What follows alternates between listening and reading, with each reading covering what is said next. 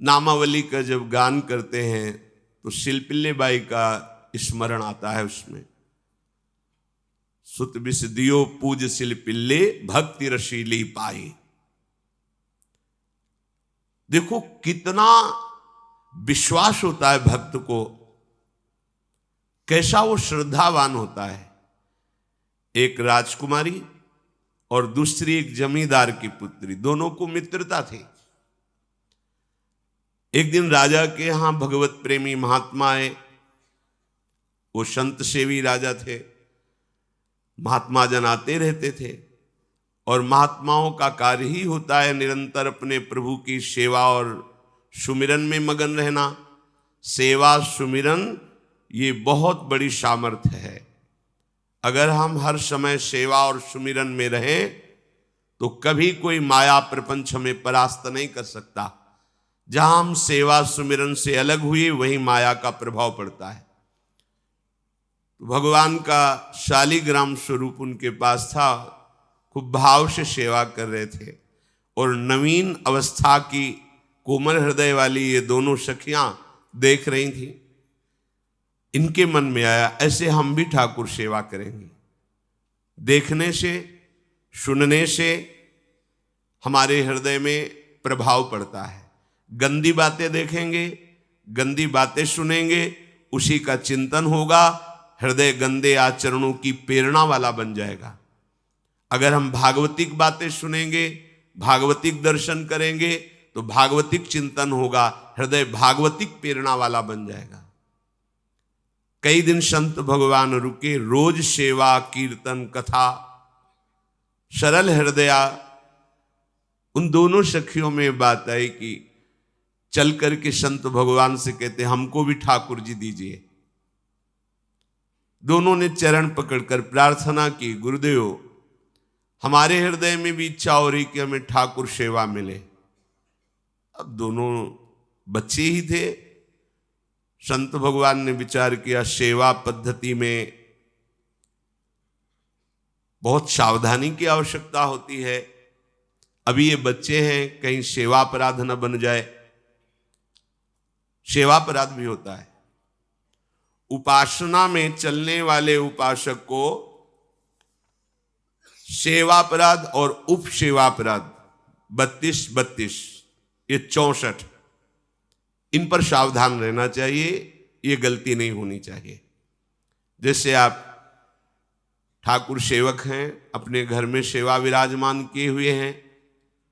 अब जैसे आपको ठाकुर जी के दर्शन के लिए जाना है, जहां तक ठाकुर जी के दर्शन करने के लिए जाना है, हो सके तो पादुका न पहने, नंगे पैर दर्शन करने जाए। यदि आप में ऐसी सामर्थ्य नहीं है किसी कारण से, तो सीढ़ियों में पादुका नहीं पहनना चाहिए। जहां से मंदिर की सीढ़ियां हैं, पादुका उतार कर माथा रखकर सीढ़ी में फिर चढ़ना चाहिए। खड़ाओं या पादुका पहन करके श्री विग्रह के दर्शन करने के लिए जाने में फिर अपराध लगता है। अरे अपने मालिक के दर्शन करने जा रहे हैं, स्वामी के दर्शन करने जा रहे हैं, प्रभु के दर्शन करने जा रहे हैं, तो अपनी कुटिया से और मंदिर तक नंगे पैर जाना चाहिए। ये भावना रखनी चाहिए। भरत जी जा रहे हैं प्रभु के दर्शन करने के लिए, अयोध्या से पैदल ही चले थे, तो सुकुमार चरणारविंद तो बड़े बड़े फफोके छाले पड़ गए थे। वशिष्ठ जी ने देखा, सबने मिलकर भरत जी से कहा पालकी पे बैठ जाइए। तो उन्होंने कहा हाँ, मेरे प्रभु यहाँ नंगे पैर चले हैं और मैं पालकी पे बैठ जाऊं? उचित तो यह है कि अपने प्रभु के दर्शन के लिए मैं जा रहा हूं, तो जहां जहां प्रभु के चरण पड़े वहां मेरा शीश पड़े, अर्थात सिर भर जाऊं। उचित मोरा सबते सेवक धर्म कठोरा। यहां मैं सर के बल चल के जाऊं पर असमर्थ हूं। तो आप कह रहे हैं पैर में छाले पड़ गए, आप सवारी में बैठ जाइए। ऐसा नहीं हो सकता। तो अपने प्रभु के दर्शन करने के लिए जब जाए तो हो सके, सामर्थ्य हो तो पादुका न पहने, कोई खड़ाऊं चप्पल जूता आदि ना पहने। अगर पहने हैं तो बस सीढ़ी तक ही पहन कर जाए, ऊपर सीढ़ियों के नहीं। इतने सुकुमार मत बनो, ये आग में जलाया जाएगा शरीर, ये गाड़ दिया जाएगा शरीर, इससे ज्यादा प्यार ना करो। अब इतना दृढ़ विश्वास कि ये बच्चे हैं, सेवा भाव कैसे पूर्ण कर पाएंगे? तो उन संत भगवान ने दोनों बच्चियों से कहा, आप कल ठाकुर जी लाएंगे, हम आपको दे देंगे। तो गांव में घूमे तो आसपास गोले गोले से पत्थर मिले, पत्थर लाए 2 और कहा कि ये लो तुम्हारे ठाकुर जी हैं। दोनों को दिया। देखो गुरु वचनों पर और गुरु प्रदत्त सेवा वस्तु पर कितना भाव होना चाहिए। उन्होंने दृढ़ विश्वास किया कि मुझे भगवान गुरुदेव ने दिया, ये भगवान है मेरे। दोनों ने अपने हृदय से लगाया। अब एक जमींदार की पुत्री थी, एक राजकुमारी, स्वर्ण के सिंहासन में, और उनका नाम रखा शिलपिल्ले ठाकुर। शिल मतलब पत्थर, तो उनका तुम्हारे ठाकुर का नाम शिलपिल्ले गोविंद है। दोनों सिंहासन पर रखकर आराधना करती। भाव प्रतिपल बढ़ता गया, नाम निरंतर जप। गुरु प्रदत्त ठाकुर पर विशेष चमत्कार हृदय में प्रकट होता है यदि उन्हीं की नियमावली से चलो। अपने मन से बाजार से खरीद लाए, विराजमान किए हैं, कभी सेवा की कभी नहीं की, वो भी अच्छा है, कम से कम भागवतिक भाव तो है। लेकिन सिद्धि जो प्राप्त होती है वो गुरु कृपा से, गुरु प्रदत्त ठाकुर से। जैसे धन्ना जी को भांग के बट्टे में ठाकुर जी प्रकाशित हो गए, गुरु प्रदत्त। अब ये सखियां जब बड़ी हुई तो इनके ब्याह की बात हुई। तो जो राजकुमारी थी उनका राजकुमार से किसी से ब्याह तय हुआ, ब्याह हो गया। अपने माता पिता से जब विदाई ली तो अपने ठाकुर जी को जो सिंहासन में थे, सिंहासन से एक सुंदर पेटी में से और गोद में रखकर, और अंदर ही अंदर जल रहे हैं कि प्रभु मैंने प्रीतम आपको माना है, संसार के व्यवहार में ये प्रीतम बना हुआ है, पर प्रभु हमारे प्रीतम 2 नहीं हो सकते, हमने हृदय से आपको माना। इसी विचार में वो बड़ी उदास है। पहले पालकियों में ऐसा राज सैनिक चल रहे हैं, पालकियों में वो बहू जा रही है और राजकुमार घोड़े पर। राजकुमार बार बार पालकी के समीप जाता, दर्शन करने की इच्छा होती है ना, तो उदास देखता, मन में बड़ी गिलानी हुई। उसने कहा, एक नदी थी, उसने कहा यहां हम थोड़ी देर विश्राम करना चाहते हैं, राजकुमारी की पालकी रखी जाए और सैनिक दूर खड़े हो। वो राजकुमार वैसे ही आज्ञा हुई। तो बात करना चाहते हैं पर वो ना देखती है और ना बात करती है। और इतना सुंदर रूप, क्योंकि ब्रह्मचारिणी और भगवत आराधना। अब उसके हृदय में जलन हुई कि ऐसा क्या है जो हमसे बात नहीं कर रही। बस बार बार ऐसे पिटारी खोल के ऐसे ठाकुर जी को देखती। नाम जप और सेवा के प्रभाव से वो सिल नहीं रह गया था, वहां उसको सांवरे श्याम सुंदर की झांकी मिलती थी।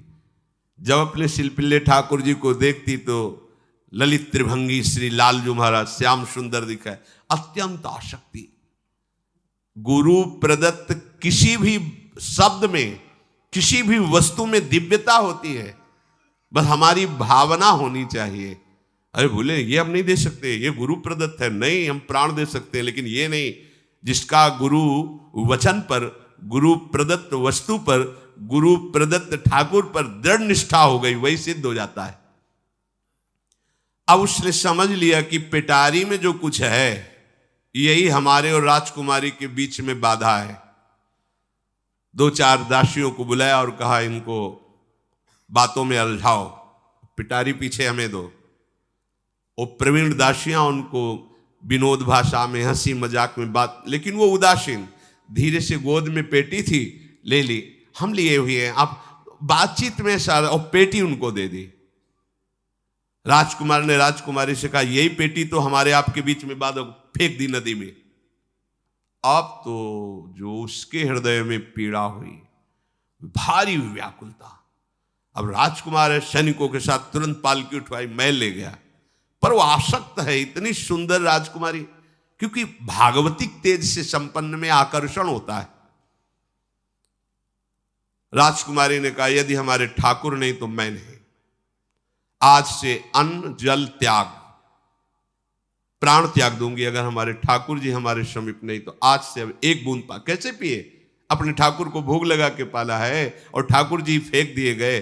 भारी व्याकुलता, जैसे मीरा जी कहते, दृश्य बिन दुख न लागे नैन, न रात में नींद है न दिन में अन्न जल है, व्याकुलता। अब भयभीत हो गया राजकुमार।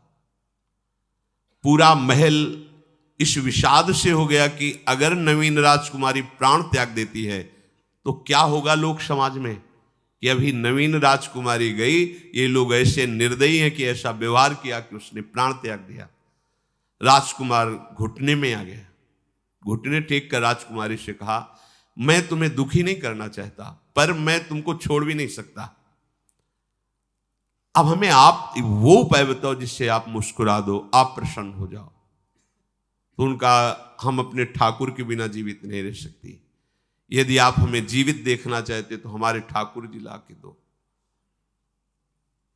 ठाकुर जी को नदी में फेंक दिया था। पारिवारिक जनों के साथ राजकुमार उस नदी के तट पर गए और राजकुमारी से कहा, तुम्हें इतना प्रेम ठाकुर जी से, तो तुमसे ठाकुर जी कितना प्रेम करते हैं? अगर तुमसे ठाकुर जी प्रेम करते हैं तो मुझे प्रमाणित कर दो, तो मैं जीवन भर तुम्हारी आज्ञा में रहूंगा। अच्छा, तो तुम ये देखना चाहते हो कि ठाकुर जी हमसे कितना प्रेम करते हैं? हाथ फैलाया और आर्त भाव से पुकारा कि गोविंद, अब आपके बिना मैंने जीवित नहीं रहना। अंदर से जेव ही प्रार्थना की तो जल से सिंहासन सहित सिलपिल्ले भगवान जैसे कोई वायु के प्रवाह में आ रहा हो, ऐसे आए और छाती से चिपक गए। पूरा परिवार, राजकुमार ये देख रहा था। हृदय से ठाकुर जी चिपक, जीवन भर के लिए दासत्व स्वीकार कर लिया और कहा, जैसी आप आज्ञा करोगे। जैसे मीरा जी, जब राणा जी से ब्याह हुआ तो प्रथम मिलन की रात में मीरा जी ने कहा, सावधान, तुम हमारे पति नहीं हो, मेरा सुहाग गिरधर से है, श्याम सुंदर ही मेरे पति हैं। व्यवहार में तुम पति बने हो। यदि हमारी बात समझ पा रहे हो तो जीवन में कभी हमारा स्पर्श मत करना। ये जीवन केवल गिरधर के लिए, दूसरे के लिए नहीं। उतर गए शैया से और जैसे सेवक होता है, बोले, अहो भाग्य, मुझे ये सौभाग्य मिला कि इतनी महाभाग्यवती की सेवा करने का। एकांत में मैं सदैव तुम्हारे शिष्य की तरह बर्ताव करूंगा, पर समाज में तुम्हें बहू की तरह बर्ताव करना होगा, नहीं तो लोग जीने नहीं देंगे। समाज में पत्नी की तरह और एकांत में गुरु शिष्य के। तुम हमारी गुरु होगी और हमसे ऐसा ही बर्ताव राणा ने जी, ऐसा ही उस राजकुमार ने दी। हमारी भागवतिक निष्ठा ऐसी होनी चाहिए कि जो गुरु जी ने मंत्र दिया है, जो गुरु जी ने उपासना दी है, उसमें दृढ़ विश्वास होना चाहिए। हमारे अंदर किंचन मात्र फिसलाव नहीं होना चाहिए।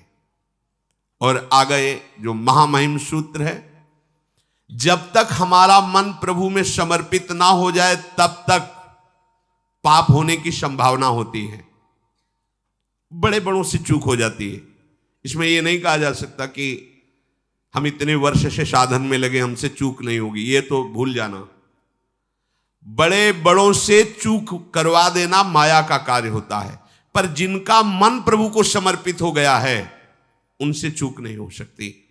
इसलिए जो अगला सूत्र वर्णन किया कि जितने भी पापाचरण होते हैं वो सब मेरे से होते हैं, ऐसा उपासक दृढ़ निश्चय करे। ऐसा नहीं कि पापाचरण भगवान से, भगवान करा रहे हैं। जिन लोगों का एक प्रश्न होता है कि जब सब कुछ भगवान करा रहे हैं, भगवान की इच्छा के बिना पत्ता भी नहीं हिलता, तो जो हम पापाचरण, गलत आचरण, वो भी तो भगवान ही करा रहे हैं। इस विषय को समझना है।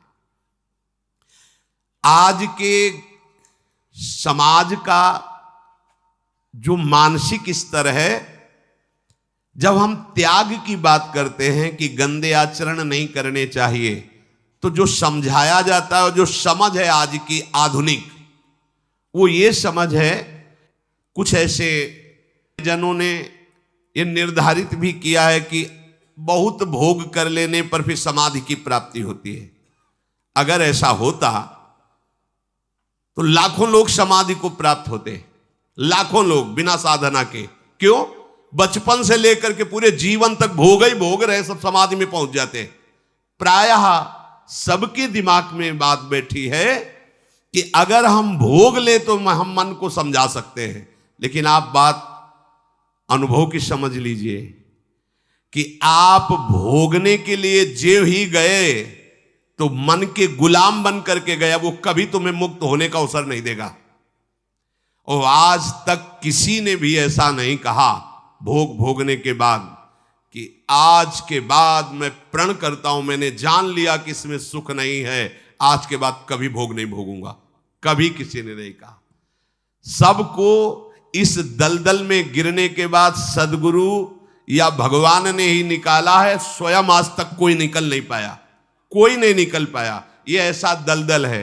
पर लोगों की भ्रांति रहती है कि ये जो मेरा मन जिन भोगों के लिए लालायित हो रहा है, उन भोगों को खूब भोगूं, फिर बाद में अनुभव जब हो जाएगा तब हम इनका त्याग करके फिर भजन मार्ग में चलेंगे। जो भजन मार्ग में चलते हैं उनके मन में भी लगा रहता है कि अगर एक बार भोग लूं तो मन को समझा तो सकता हूं। यह है आधुनिक सोच, यह है हमारे मानसिक सोच का स्तर। सब लोग देख लीजिए।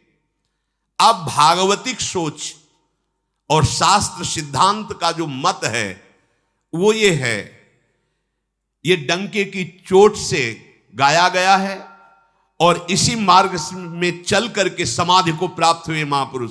एक भी कोई ऐसा समाधिस्थ महापुरुष बता दिया जाए विश्व में जिसने भोगों के भोगने के बाद समाधि को प्राप्त हुआ हो। जैसे हम भोजन कर लेते हैं तो लगता है अब कुछ नहीं, लेकिन 6 घंटे व्यतीत होते होते पर्चा बन जाएगा कि ये चीज फिर चाहिए खाने को। ऐसे ही कोई भोग भोगने के बाद कुछ क्षण के लिए उससे विरति हो जाती है, ठीक है, लेकिन फिर कुछ मिनट होने के बाद फिर नई स्फुरना, नया संकल्प, नई क्रिया, नई भोग वासना सब हृदय में देख लो। इसके लिए किसी और से सलाह लेने की जरूरत नहीं। इसलिए ये जो संतों का मत है, शास्त्र का मत है कि भोगों के भोगने से भोग वासना दृढ़ होती है, कामना बढ़ती है, ना कि शांति मिलती है। लेकिन आधुनिकता में भोगों को भोगने से शांति मिलती है, ऐसी धारणा बनी हुई है और ये गलत है। और ये इतनी गलत हो जाती है कि हम हत्या करने लगते हैं, हिंसा करने लगते हैं, पूज्य जनों के साथ दुर्व्यवहार करने लगते हैं। आज तक भोगों में इति नहीं हुई। देवयानी जी भगवान शुक्राचार्य जी की पुत्री हैं। वो इतनी सुंदर हैं कि कोई अप्सरा भी उनसे होड़ नहीं कर सकती, क्योंकि भगवान शुक्राचार्य की पुत्री जितेंद्री, पवित्र, भगवद आराधन संपन्न। बड़ा प्रसंग है, उसको ना लेते हुए हम सारांश में बता रहे। वृषपर्वा की पुत्री शर्मिष्ठा, ये असुर राजकुमारी है। दैत्यराज वृषपर्वा, उनकी पुत्री शर्मिष्ठा, और दैत्य गुरु भगवान शुक्राचार्य, उनकी पुत्री देवयानी बड़े समाज के साथ जंगल में गई हुई थी। एक बड़ा दिव्य सरोवर था, तुलसी में सब राजकुमारियां स्नान कर रही थी। अचानक वहां से कोई महात्मा निकले तो जल्दी में सबने वस्त्र धारण किए। तो शर्मिष्ठा के वस्त्र देवयानी ने और देवयानी के वस्त्र शर्मिष्ठा, वो महात्मा निकल गए। वहां कोई उनको टिकना तो था नहीं। देवयानी ने देखा कि मेरे पवित्र वस्त्र, देवयानी ने वस्त्र धारण नहीं किया शर्मिष्ठा के। जब वो महात्मा चले तो देखा कि हमारे वस्त्र ये राजपुत्री शर्मिष्ठा धारण किए। तो उनका, तुझे पता है मेरे वस्त्रों को स्पर्श करने का भी तेरे को अधिकार नहीं, तूने धारण कैसे कर लिया? तो उनका, ज्यादा मत बोल, इतना गुमान करके मत बोल। जैसे सब सेवक पलते हैं मेरे महाराज से, ऐसे तेरा पिता और तू भी मेरे महाराज के द्वारा ही पोषित है, क्योंकि वो तो राजा है, सारी सेवाएं वही देते हैं। ऐसा नहीं बोलना चाहिए, क्योंकि गुरु पुत्री है, आचार्य पुत्री है और सम्माननीय है, पर ऐसा वो बोल गई शर्मिष्ठा। देवयानी ने कहा, तुझे पता है अगर मेरे पिता की दृष्टि बदल जाए तो 2 मिनट में देवता तेरे पिता सहित संपूर्ण राज्य को नष्ट कर देंगे। मेरे पिताजी के भय से ही देवता आक्रमण नहीं कर। शुक्राचार्य मंत्रवेत्ता है। ज्यादा बात बढ़ गई तो राजकुमारी का शासन चलता है। उसने कहा इस गुरुपुत्री को उठाकर कुएं में डाल दिया जाए, और उस समय वस्त्र धारण नहीं की हुई थी, उनको उसी स्थिति में डाल दिया गया और वो चली गई। उसी समय शिकार खेलने के लिए महाराज ययाति चक्रवर्ती सम्राट तो आवाज सुनी। सैनिकों ने बताया कि कोई देवपुत्री है, दिव्य तेज प्रकाशित हो रहा है उनके शरीर से, और दूर से देखा है ऐसा लग रहा है कि शायद वो वस्त्रहीन भी हैं। उन्होंने कहा तुम लोग दूर जाओ, और स्वयं महाराज ययाति गए और उनको तो जब हाथ पकड़ के निकाला और अपने वस्त्र से उनको आवेष्टित किया तो उन्होंने कहा कि हमारी आर्य मर्यादा है, एक बार आपने हमारे शरीर को देख लिया और हमारे हाथ को पकड़ लिया, अब आप हमारे जीवन भर के लिए पति स्वरूप हैं, स्वीकार कीजिए। तो उन्होंने कहा कि देवपुत्री मैं तो आपका परिचय भी नहीं जानता हूं, आप कौन हैं? तो उन्होंने कहा भगवान शुक्राचार्य की पुत्री देवयानी। घुटने पे हो गए तत्काल। उन्होंने कहा इतने बड़े महापुरुष की पुत्री के साथ मैं ब्याह कर सकूं, मेरी सामर्थ्य नहीं, क्योंकि मैं क्षत्रिय कुल में प्रकट हुआ राज परिवार से हूं, और वो तो देवताओं के द्वारा भी वंदनीय है शुक्राचार्य जी। तो उनका आप निश्चिंत रहो, ये विषय मैं संभालूंगी, पर आप मेरे पति हैं, ये स्वीकार कीजिए। बोले यदि शुक्राचार्य जी इस पर राजी हैं तो हम ये बात स्वीकार करते हैं। शुक्राचार्य जी विलंब होने के कारण व्याकुल ही थे। देवयानी जी ययाति जी को लेके गई। बड़ा प्रसंग है, पर उन्होंने कहा जब आप राजी हैं तो हम राजी हैं। शुक्राचार्य जी राजी हुए और वृषपर्वा को सूचना दिया कि मैं तुम्हारे राज्य को त्याग कर जा रहा हूं। वो तो तत्काल आकर चरणों में गिरे, महाराज आपके बिना मेरा अस्तित्व क्या है, आप कैसे राजी हो सकते हो? बोले मेरी पुत्री को दिगंबर करके कुएं में डाल दिया गया, मैं इस अपराध से बिल्कुल तुम्हें माफ नहीं कर सकता। बोले कोई उपाय? तो बोले देवयानी बोले। तो देवयानी ने कहा तुम्हारी पुत्री हमारी दासी होकर चले तो मैं तुम्हें क्षमा कर दूंगी। बोले बिल्कुल ठीक, तथास्तु। पूरे राज्य की रक्षा के लिए राजकुमारी शर्मिष्ठा को देवयानी की दासी भाव में अब महाराज ययाति के महल पे पहुंचे। देवयानी ने कहा कि ये जो दासी भाव में आई हुई हैं ये सर्वांग सुंदरी हैं, और आपका कभी मन उधर चलना भी नहीं चाहिए, अगर चलेगा तो आप हमारे दंड के पात्र बन जाएंगे। स्वीकार कर लिया और बहुत दूर उनके लिए महल का निर्माण करवाया और वो सेवा में आती रही। कुछ समय के बाद जब देवयानी जी के पुत्र हुए तो वन विहार के लिए अपने पुत्रों को लेकर चली, तो उधर शर्मिष्ठा के 2 पुत्र हो चुके थे, इनको पता भी नहीं था, और वो दौड़ कर आए, ययाति को पिताश्री कह करके आलिंगन किया। छोटे छोटे बच्चे। देवयानी ने कहा कि हमने कहा था तुम्हें देखना भी नहीं है, और ये किसके पुत्र हैं? शर्मिष्ठा मुस्कुरा रही थी। देवयानी ने कहा अब तुम्हें दंड देंगी ही देंगी, और चली गई भगवान शुक्राचार्य जी के पास। ययाति भयभीत होकर के गए और शुक्राचार्य से प्रार्थना करे क्षमा कीजिए मुझसे गलती हो गई। और शर्मिष्ठा से ऐसे नहीं मिले। शर्मिष्ठा ने कहा था कि आप जानते हैं कि मैं दासी नहीं हूं, मैं राजकुमारी हूं, ईर्ष्यावश दासी बना करके लाई गई हूं, और मेरी सखी के पति हो इसलिए आप मेरे भी पति हो, मेरा अधिकार है आपसे संतान उत्पन्न करने का, शास्त्रीय सिद्धांत है। शुक्राचार्य जी ने कहा कि जो देवयानी कहेंगी वही हम मानेंगे, क्योंकि मेरी पुत्री है। क्या चाहती हो? तो बोले पुरुषत्व से इनको हीन कर दो। गुस्सा में आके शुक्राचार्य जी ने कहा तथास्तु। उसी समय महाराज ययाति पुरुषत्व से हीन हो गए और वृद्धावस्था छा गई शरीर में। अब ययाति ने कहा अब सुखी रहोगे तुम। तब देवयानी को भी होश आया कि ये तो क्या हमने अपना ही सर्वनाश कर लिया। कहा पिताजी अब इसका सुधार कैसे होगा? तो बोले जो पुत्र अपनी यौवन अवस्था दे देगा वही यौवन अवस्था इनके ऊपर आ जाएगी, वृद्धावस्था उसके पास चली जाएगी। महाराज ययाति ने अपने बड़े पुत्र यदु जी से कहा, तो उन्होंने कहा इसका प्रयोग कहां होगा? मां के साथ कदापि नहीं।